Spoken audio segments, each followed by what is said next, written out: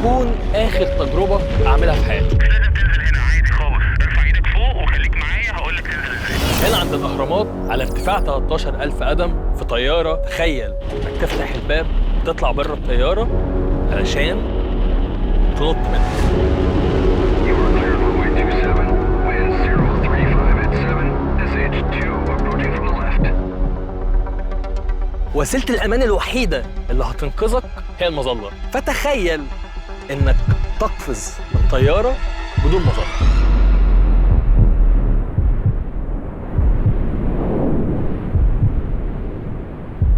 تقفز من طيارة بدون مظلة.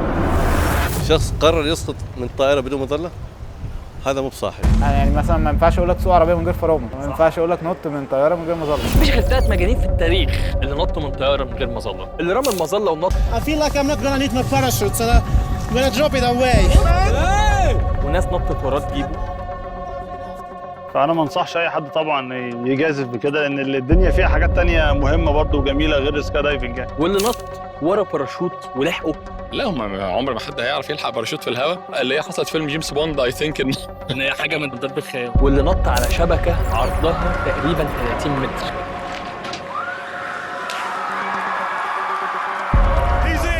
فكرة إن السقوط من طائرة بمظلة أصلاً في حد ذاتها شيء مش سهل، فخليني أحكي لك قد إيه هي رياضة معقدة وصعبة. النهارده مطلوب مني اروح يمين واروح شمال واطلع قدام.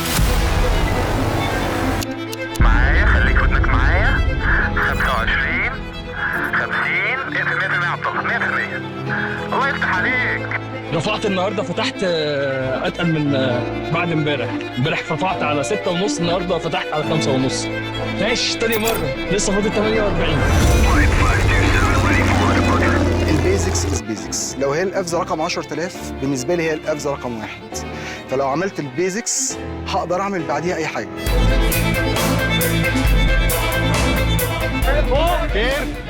انت تمام زي ما انت عايز اكملها. قفزه حلوه، بس انا جيت اشوف الاتيتيود كان فين. انا اكتر مره واثق فيها من نفسي دلوقتي. اول 10 15 ثانيه لوحدي. ان شاء الله المره الجايه هبقى لوحدي واحاول الف يمين وشمال لوحدي. السكاي دايفنج باختصار هي رياضة ركوب الهواء، ومعتمدة بشكل كلي على وزنك وشكل ومساحة سطح جسمك اللي بتعرضه للهواء. الموضوع ده لو نجح بقى جاي يبقى مخاطره كبيره جدا، بس ده ما يمنعش إنها أمتع حاجة ممكن يعملها أي حد. الحاجات اللي بعد خط الخوف ما تتوصفش، ومتعتها وأدرينالينها جاية من الخوف اللي اتولد بيه كل البشر، وهو خوف السقوط. يعني عدي خط الخوف وابتدي اعمل الحاجات دي، وبعد كده هتفهم قد ايه انت فاتك حاجات كتير. Please relax, breathe and have fun.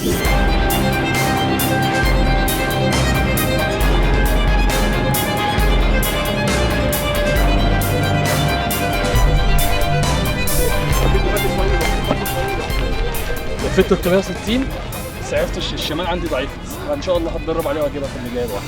تخيل تكون بتسقط بسرعة 200 كيلومتر في الساعة. تقريبا 120 كيلو، بتبتدي 120 كيلو ده لحظه الخروج، لان طبعا بتبقى زيرو. تمام. وبعد كده 120، وبعد كده بتزيد 25% كل 3000 قدم. بنوصل تقريبا عند ال 60 ثانيه او ال 50 ثانيه تقريبا 200 كيلو متر في الساعه. وفي لحظة تقل سرعتك ل 25 كيلومتر في الساعة. اساسا الباراشوت بيتفتح بيدي كمية دوبامين مش طبيعية. انت بتفتح وتستنى ثانيتين، انا هعيش ولا لا. 4 نطات في اليوم، امتع حاجة السانسيت. 4 جرعات ادرينالين في يوم واحد. يوم ما بتطلع تطلع على الطياره وتنط، بتنسى كل حاجه في الدنيا، كل حاجه، تحس ان انت بتتولد من جديد. بالنسبه لي ده اهي هو ده اللي انا الكلمة عايزه. اللي احنا بندور عليها. انا نط النهارده من الطياره 6 مرات.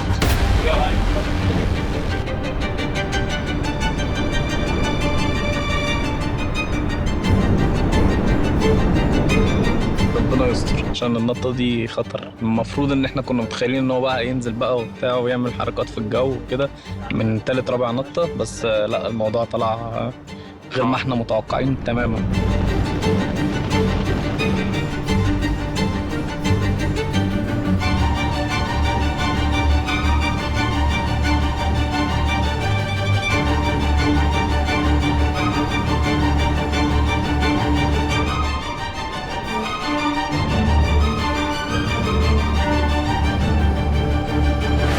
بدل النط بخلص الكورس.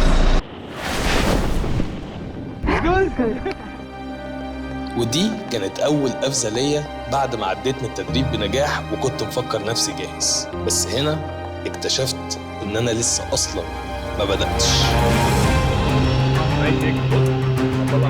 بس الريح خداعة. أنا 1000 متر اتحركت لقيت نفسي 500 ولسه ما قدرتش. التجربة دي مش سهلة يا جماعة والله، السما فاض.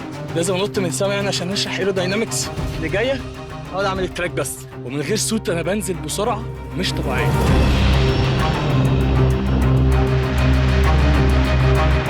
احسن بس لسه محتاج شغل كتير. انا فوقيك بصورك من فوقيك، انت عمال تدور عليا وانا مستنيك تلف وتلاقيني. انت عمال يعني تلف تدور وما بتكملش لفه، بتلف بالعكس. ايوه بدور. كمل لفه هتلاقيني. انا اوبجيكت بصورك من فوقيك بس انت كنت ستيبل، خدت اللفه تمام. رجلي ايه؟ رجلك كويسه الحمد لله. يعني شكل جسمك كويس. القفزه اللي فاتت كان في اللفات وقفت، انت خدت لفه واحده ان كنترول طول القفزه ستيبل. فتحت ستيبل، كان اوبجيكتيف اشوف برضه فتحك عامل ازاي. ويل دون.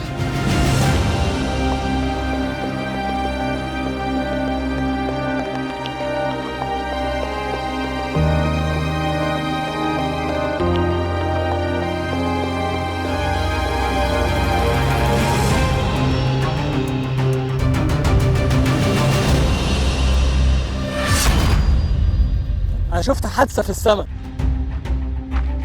رياضة عنيفة. أنا أول مرة أشوف اتنين بيخبطوا في بعض في السما النهاردة. أنا خفت. حاسس إن دي عليهم السما. وهنا كان لازم أعيد على نفسي السؤال تاني، هل أنا فعلاً جاهز 100% وعندي المهارة اللازمة إن أنا أقفز من طيارة بدون مظلة؟ فيلم رعب والله. علامة مش هينفع نعمل ده. يعني اللي حصل في السما اللي حصل دلوقتي ده، الريحة عليت فجأة اتغيرت في لحظة، غير الخطة كلها. لو خدت بالك أنا كل الوقت اللي امتلكه عشان أنفذ التجربة دي هو 45 ثانية بس. 45 ثانية عشان حد يلحقني، 45 ثانية عشان ألحق الباراشوت، و45 ثانية عشان أكون موجه نفسي تمام لو تحتيا شبكة. أقل من دقيقة بيني وما بين سيناريو كارثي اللي محدش يتمنى يحصل. احنا ممكن بالساينس نعمل معادلاتنا ونحط خطتنا ونعمل كل حاجة، بس إرادة ربنا ممكن يكون لها كلام تاني في ظرف ثانية، وده حصل قصادنا كلنا دلوقتي. وعشان تفهم صعوبة التجربة دي لازم تعرف إن رياضة السكاي دايفنج هي رياضة بالأساس قايمة على السيمترية اللي موجودة في جسمك، وأي تغيير هيحصل في أي جزء من جسمك هيكون ليه مردود على حركتك. وأهم مهارة لازم تكون عندك وقت التجربة هي الاستقرار في الهواء والهدوء والتركيز. ووضع واحد بس هو اللي هيساعدك على الاستقرار، وهو وضع الارش أو القوس. وضع القوس هو أفضل وضع يقدر يحقق لي الاستقرار في السقوط. بتكون رجلي فيه بزاوية 20 وإيدي بزاوية 90 زي ما انتم شايفين، ومركز الثقل اللي بيكون في جسمي هو معدتي. ولو أتقنت الوضع ده تقدر بعديها تعمل أي حاجة. على سبيل المثال لو عايز تتحكم في اتجاهك وتلف 360 درجة حوالين محورك، إيدك هنا هتكون قايمة بدور الجناحات زي جناح الطيارة بالظبط. ضغطة بسيطة بإيدك الشمال مع ثبات جسمك ورجلك هتخليك تلف ناحية الشمال لحد ما تقرر إنك توقفها، والعكس صحيح. ضغطة بسيطة بإيدك اليمين هتخليك تلف في الاتجاه المعاكس ناحية اليمين. مش بس كده، رجلك ممكن تقوم بنفس الوظيفة بس مع ثبات إيدك، ولكن العكس. يعني لو عايز تلف شمال هتضغط برجلك اليمين، لو عايز تلف يمين هتضغط برجلك الشمال. واعتقد ان دي تاني اهم مهارة عشان انفذ التجربة دي، لان ببساطة هنزل في الجو ما بعملش اي حاجة غير ان انا ادور على المدرب اللي هينقذني. لازم الف في كل الاتجاهات لحد ما اشوفه. بس هنا ممكن تواجهني مشكلة، هيحصل ايه لو خرجت من الطيارة قبله وكانت سرعة سقوطي اكبر منه بكتير؟ فبتعديل بسيط بوضعية جسمي وان انا ازود مساحة السطح المعرضة للهواء اقدر اقلل من سرعة سقوطي، فيقدر هو يحصلني بسرعته. طب لو حصل العكس وهو كان قبلي، فانا ببساطة شديدة اقدر اقلل من مساحة سطحي وازود القوس ومركز الثقل اللي في جسمي، واقدر ازود سرعة سقوطي وانزل له لنفس المستوى. وده اللي هتلاحظوه في الخطة الأولانية للشاب الروسي اللي نط من المنطاد. هو طول القفزة بيحاول يحافظ على مستواه ويقرب للي هينقذه. يقرب وانا ممكن اتحرك في الهواء؟ ايوه، وده ببساطة نقدر نعمله لو ضميت ايدي ناحية جسمي وفردت رجلي. وده اللي حطيته هدف في القفزة اللي انا هعملها دلوقتي، ان انا اوصل للمدرب بتاعي ايا كان هو موجود فين ويسيبني وارجع له تاني، وهشوف انا هقدر اوصل له كم مرة. هدفي في القفزة دي ان انا اوصل له 3 مرات، فهل هقدر احققه؟ في الاول خرجت، حاولت احافظ على استقراري، لفيت حوالين نفسي عشان أدور عليه. بعد كده كنت على نفس الليفل، ودلوقتي دي أول محاولة للوصول للمدرب بتاعي. نجحت فيها، ودي كانت التانية، ودي التالتة، ودي كانت الرابعة. هل هقدر أعمل الخامسة؟ أنا دلوقتي على ارتفاع 5500 قدم، ونجحت بالفعل ووصلت له المرة الخامسة، بس كان ارتفاعي بيقل ففتحت المظلة فوراً. فبالنسبة للخطة الأولانية للشاب الروسي أعتقد إن هي applicable، بس هي معتمدة على مين الشخص الجريء اللي هياخد المخاطرة دي وتحط حياتك ما بين إيديه. فعشان كده قررت أبص على الخطتين التانيين. الخطة التانية بتاعت الشاب الصيني اللي نزل ورا الباراشوت، لاحظت حاجة غريبة جدا. خلال ال3 شهور اللي فاتوا وأنا بتدرب على القفز الحر، كان بالنسبة لي الموضوع في حاجة غلط مش مقنعة. إزاي هيمسك حاجة في الهواء ويشد خيط ترفعه في السماء؟ ولكن لو جيت دققت في المشهد ده كويس هتلاقي أصلاً بدل ما كانت المظلة على ظهره، لا هو كان مربوط بالمظلة اللي انتوا شايفينها وكانت متمنتجة، وللأسف هو كان قافز من طيارة بالمظلة أصلا. ودي حاجة شككتني جدا جدا في التجربة، وشايف إن هي مستحيل تتعمل. أما بالنسبة للخطة الثالثة فهي خطة في قمة السهولة. تخيل إنك رميت مانيكان كتلته 80 كيلومتر، مع حسابات الويند والسيفتي ميجرز بتاعتها، فأنت تقدر بمعادلات بسيطة جدا من المقذوفات توجهه في النقطة اللي أنت عايزها. ولكن بعد بحث ورا التجربة دي شوية اكتشفنا إن اللي سقط من الطيارة كان لابس مظلة تحت السوت بتاعته، بحيث لا قدر الله لو حصل أي تغيير في الويند في أي وقت المظلة كانت هتفتح اوتوماتيك على ارتفاع 1500 قدم. طب يا جماعة كده عدى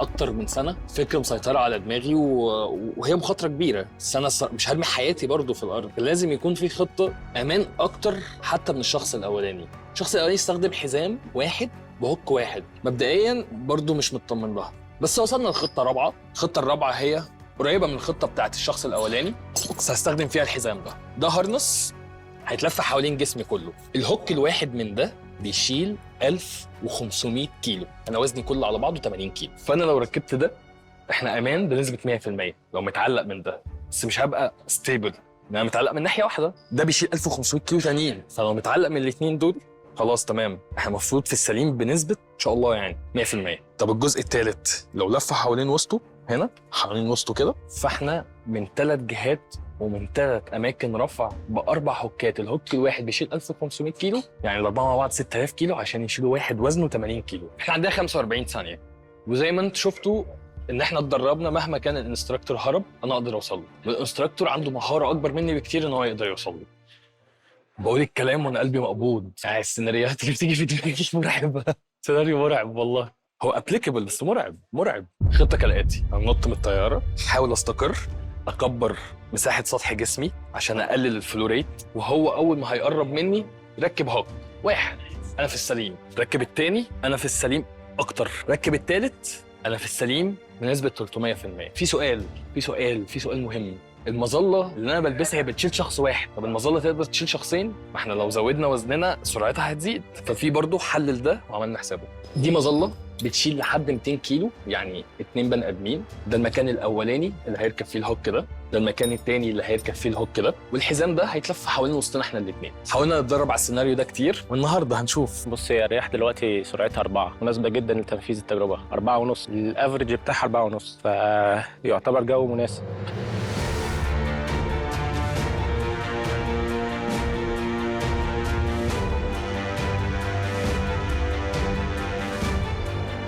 تقفز الطياره بدون مظله. فانا ما انصحش اي حد طبعا يجازف بكده، لان الدنيا فيها حاجات تانية مهمه برضه وجميله غير السكاي دايفنج. الموضوع ما خدش غير 5 ثواني والله يا جماعه. تمام بس احنا كده تمام على خير. تمام. الموضوع على الارض باين ان هو عادي، خلصنا الموضوع بالظبط في 7 ثواني. 7 ثواني ركب هوكين وشد حزام 2 معايا. مش عايز اطلع الطياره والله، مش الابتسامه دي ابتسامه خوف.